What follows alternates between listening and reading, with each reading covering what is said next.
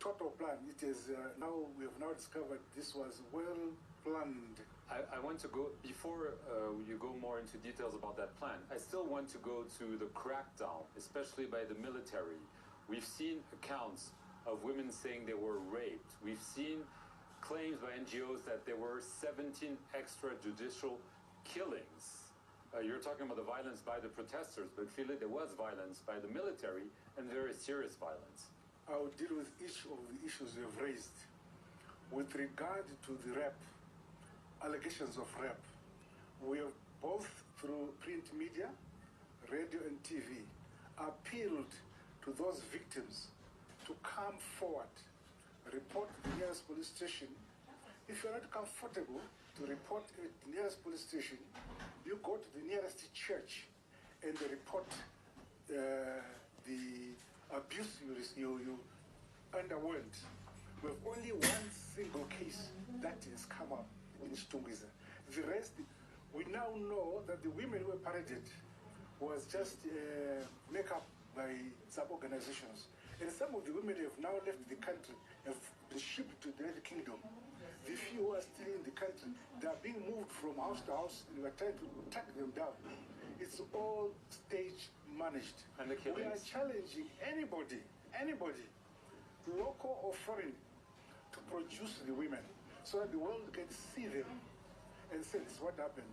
We would want to see those. And with regard to the other issue you have mentioned about beatings, yes, it is just killing. Yeah, we also want to see, you said judicial killings. This is where the army is directly and purposefully killing people. Yes. We would want to see evidence. We see all this in social media, but we would want to see evidence where the 17 people were killed.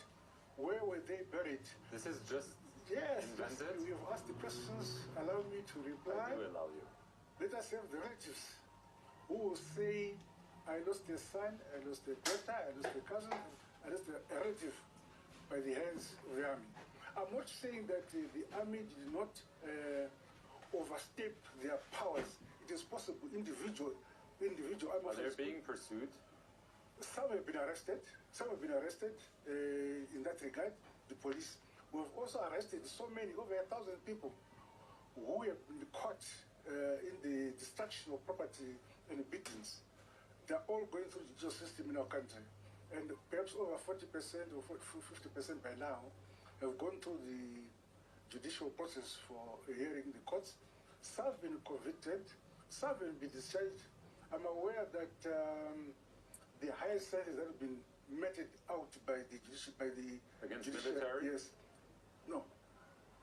The sentence meted out not by the military, by the civil courts. No, but against military personnel as well? Have there been sanctions against them? Those who have been arrested, the military are court-martialed. Those who get court-martialed.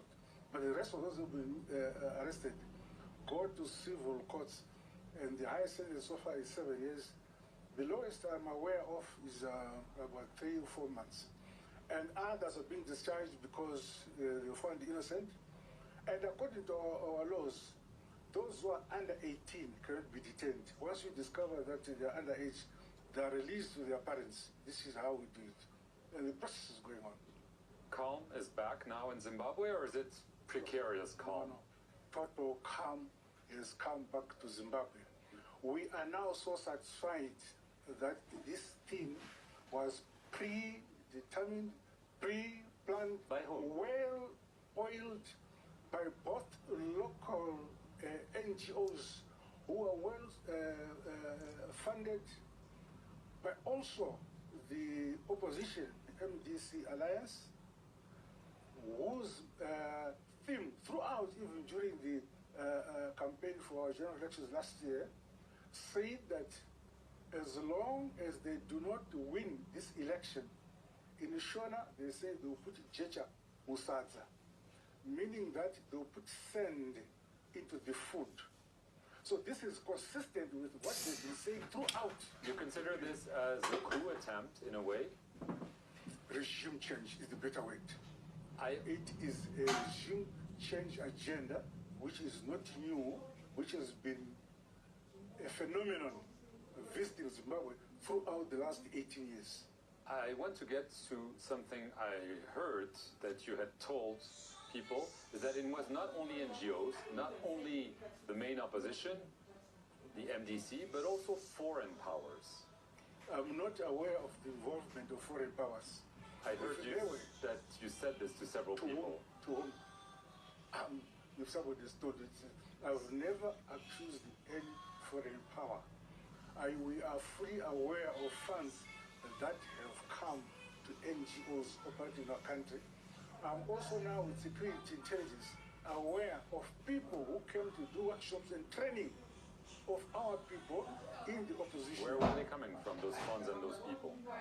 We have already submitted the names and passport numbers to the respective embassies in Zimbabwe. So that will come out at the appropriate time. We've submitted the names and the passport numbers. Can I venture and try to find if it's the UK and the US, for instance? Am I wrong in saying this? I can assure you that I will not build a wall against your own imagination. I will not build a wall. You can imagine the way you want. It's a democratic country, Zimbabwe, but we have to deal with evidence. The evidence that we have got, we have submitted to relevant authorities, and we need a